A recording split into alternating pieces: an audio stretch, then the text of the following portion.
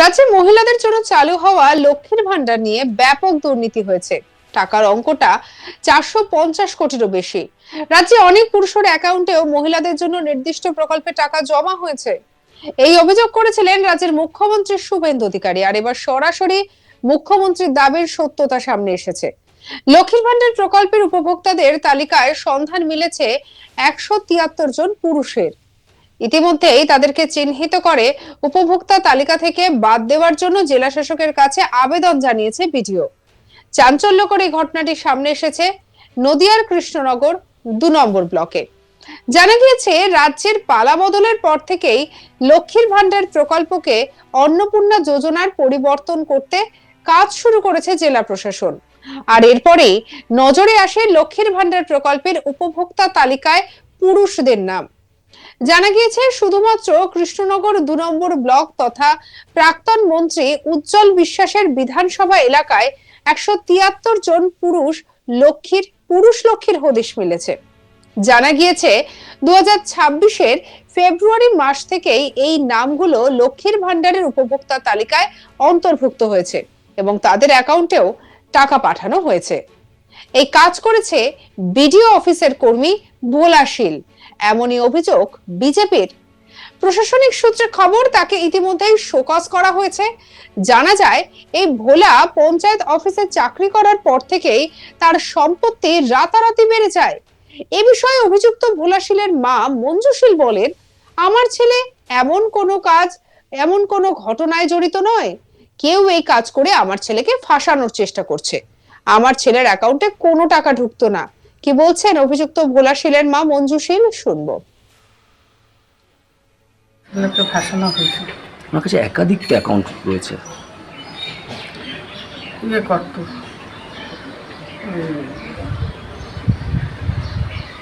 দুয়ারে সরকার করতো, তখন কে কোন হান্ডা করে ওকে ফাঁসিয়ে দিয়েছে।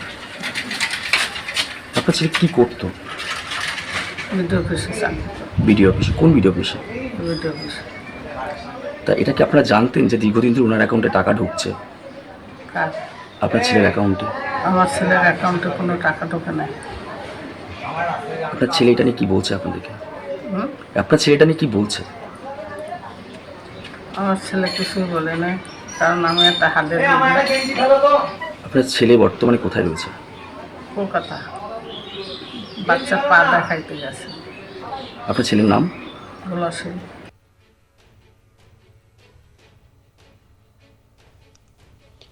প্রতিবেশী সঞ্জীব হালদার বলেন, ও কিছুদিন আগে বিডিও অফিসে চাকরি শুরু করেছে। তাহলে রাতারাতি এত টাকা কোথা থেকে আসলো? একজন কর্মী বিডিও অফিসে চাকরি করে কত টাকা মাইনে পেতে পারে? তার বাড়ি গাড়ি এবং তার শ্বশুর বাড়ির বাড়ি গাড়ি হয়ে গেল রাতারাতি। নিশ্চয়ই এর সঙ্গে কোনো কারচুপি হয়েছে। কি বলছেন সঞ্জীব হালদার, শুনবো প্রতিবেশীর কথা। কি আর বলবো, প্রতিবেশী এখন এই সব জায়গায় শুনতে পাচ্ছি এরকম চুরি করে করে এরকম হাঁকাচ্ছে রেগুলার বাড়ি ফাড়ি, শ্বশুরবাড়ির সম্পত্তি, 4 চাকা গাড়ি, অটো টোটো সবই আছে। কি করতেন এই ভোলা শীল? গোড়াশীল ভ্যান চালাতো, আর ওই ভোলাশীল গ্যাসের ব্যবসা করতো। তারপর ভোলা শীলের যে নামটা উঠছে, যেতে তিনি লক্ষ্মী ভান্ডারের মাথা ছিলেন। হ্যাঁ, করেছে তো। কতগুলো অ্যাকাউন্ট আপনাকে জানতেন? সেটা বলতে পারবো না, কিন্তু এখন এই আপনাদের সংবাদ মারফতে জানতে পারছি যে এরকম এরকম দিয়ে। এই তো 5 বছর হলো মনে হয় চাকরি পেয়েছে। চাকরি এত কিছু করতে পারে, চাকরি পয়সা ক টাকা মায়না পায়? যে এত সম্পত্তি, এত প্রপার্টি? উনি কোনো রাজনৈতিক দলের সঙ্গে কোনো যুক্ত ছিলেন? হ্যাঁ, রাজনীতি টিএমসির সঙ্গে যুক্ত ছিল দীর্ঘদিন ধরে। হ্যাঁ, টিএমসির লক্ষ্মীর ভান্ডার ওই করতো। এখন দেখা যাচ্ছে পুরুষ লক্ষ্মী, এটা নিয়ে কি দেখছেন আপনার সমাজ মানুষ? এখন দেখছেন পুরুষ লক্ষ্মী, এটা নিয়ে কেমন দেখছেন? হ্যাঁ, এটা নিয়েই তো খারাপ দেখছি এখন, কারণ এটা সব এরকম করছে। আর ওই টিএমসির এই আধার কার্ড ফাধার কার্ড, লক্ষ্মীর ভান্ডার সব ওই করতো। বিডিওর চাকরি করে ক টাকা মায়না পায়?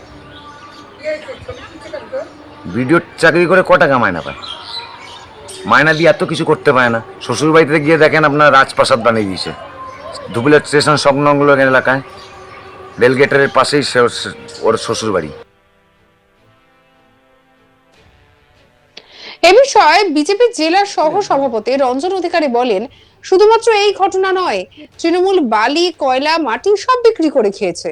ভোলা শীল তো শুধুমাত্র বিডিও অফিসের একজন কর্মী। ও শুধু এক ঘটনার সঙ্গে যুক্ত নেই, এর থেকে উচ্চতর আধিকারিকরাও এই ঘটনার সঙ্গে যুক্ত রয়েছে। পাশাপাশি তৃণমূল নেতৃত্ব এই টাকার ভাগ পেয়েছে। আমরা ইতিমধ্যেই তদন্ত করতে বলেছি যাতে এর প্রধান মাথাগুলোকে ধরা যায়, আর যারা টাকা খেয়েছে তারা সেই টাকা হজম করতে পারবে না, টাকা ফেরত দিতে হবে, জেলও খাটতে হবে। কি বলছেন বিজেপি নেতা রঞ্জন অধিকারী, শুনবো। তৃণমূল কংগ্রেসের জামানায় এই রকম ঘটনা ঘটবে না, এটাই অবাস্তব ছিল। তৃণমূল নদী নালা থেকে শুরু করে বালি পাথর গরু থেকে শুরু করে এমন কোনো জায়গা ছিল না যেখানে দুর্নীতি করেনি, সমস্ত স্তরেই করেছে। এই সময়ে সময়ে সব জায়গায় এই দুর্নীতিগুলি বেরোবে। আমাদের কাছে আগেই খোঁজ ছিল এই ঘটনাটা। আমরা বিডিও সাহেবকে বলেছিলাম এর পূর্ণাঙ্গ তদন্ত চাই।